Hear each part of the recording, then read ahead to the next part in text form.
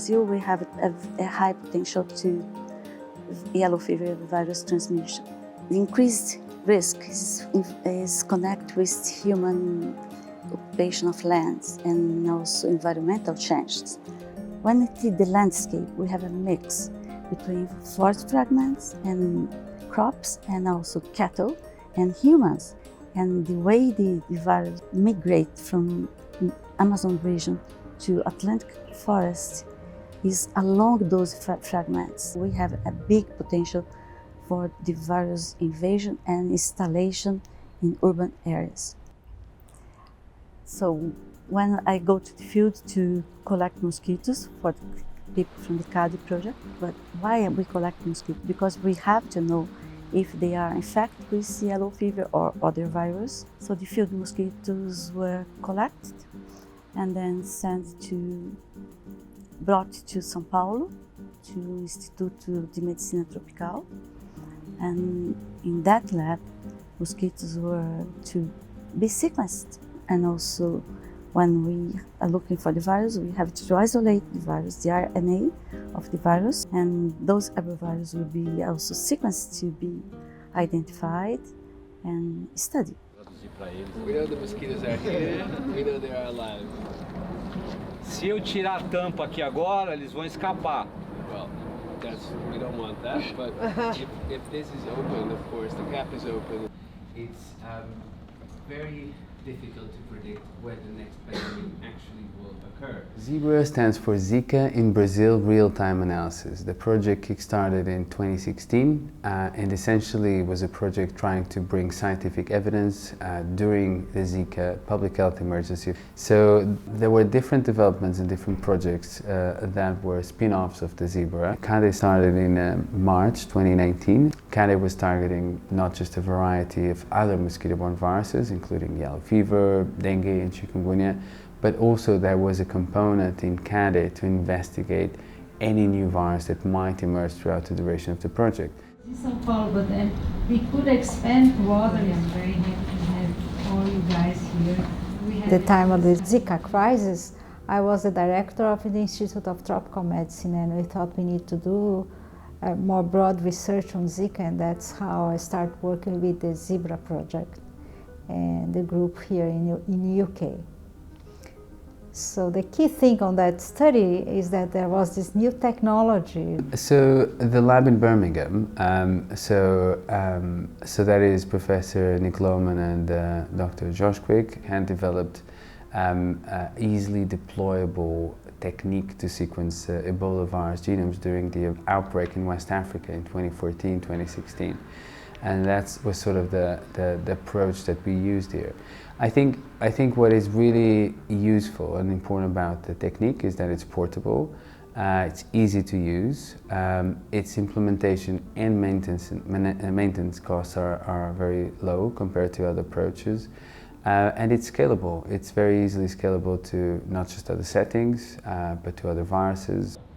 So with the sufficient compute... For you to keep the length, of course. So you can find MinIONs, which is our smaller device, even in the Space Center. So it goes all the way to the Space Center, all the way down to very deep oceans, and then Antarctica. Our goal is to enable the analysis of everything by anyone, anywhere. So we start establishing the first nanopore sequence there in my lab.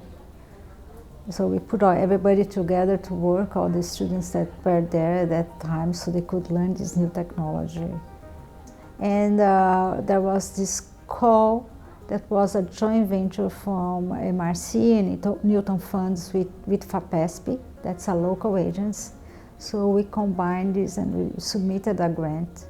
And this came into this larger grant, CADDE, that started like 8 months before the SARS-CoV-2 crisis. So there was time for us to start training, expanding more people to learn the technology in my laboratory.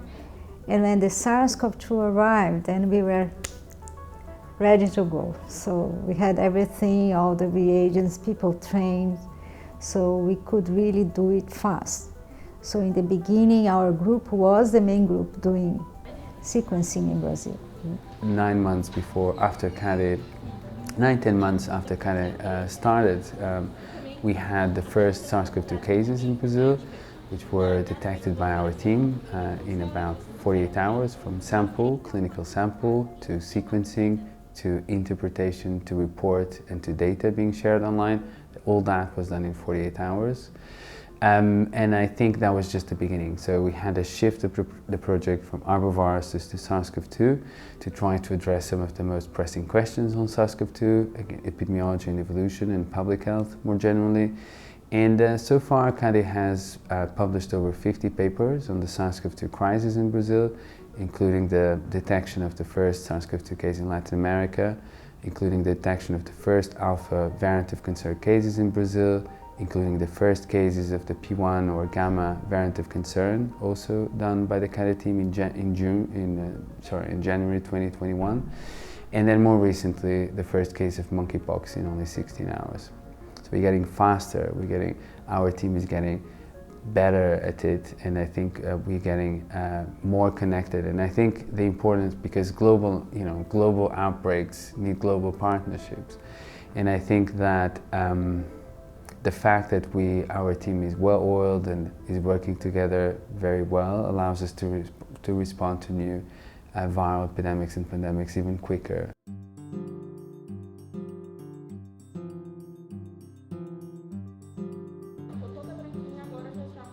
Our team has trained over 500 different people across Brazil and Latin America more generally, and we believe that capacity strengthening initiatives and training are sort of essential. One thing that we thought was very important is to spread this to as many labs as we can. So we start receiving some resource from private companies. That's something very rare in Brazil, that they put money in science. But it was good because we could train at least one laboratory in each capital in the technology that we know. So more people are ready to respond. It can't be only in São Paulo, it can be in few cities. You have to have this spread out, especially in many universities, so they can train more people, and also they can be vigilant. Even if you are not part of the surveillance, you may see something and then you know where to sequence rapidly. You don't need to find someone in another city to do it. Southeast region where we are was the most affected during this. I work with elaboration of public policies for health surveillance. So we design surveillance systems for arboviruses mainly, and we try to spread better strategies to make surveillance, to monitor disease here in Brazil. I'm a collaborator from CADDE project,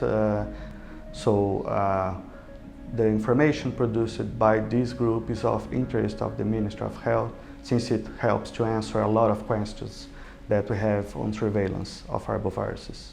So we now know very clearly, we know very well that climate change and ecosystem change and increasing human mobility increase the frequency of pathogen transmissions from animals to humans, which we call viral zoonoses. We have seen the impact that viral zoonoses can have very recently during the SARS-CoV-2 epidemic and the harm they can bring to our societies. So we have had an epoch of extensively focusing on SARS-CoV-2 research in Brazil, and we are now trying to better understand other zoonoses, other viral zoonoses in Brazil as well and in Latin America. And these include, for example, yellow fever. So how often is it transmitted from animals to humans? Where are the places where we should focus or improve surveillance? This includes dengue as well, another mosquito-borne virus that is spreading very rapidly and uncontrolled in several areas of the country.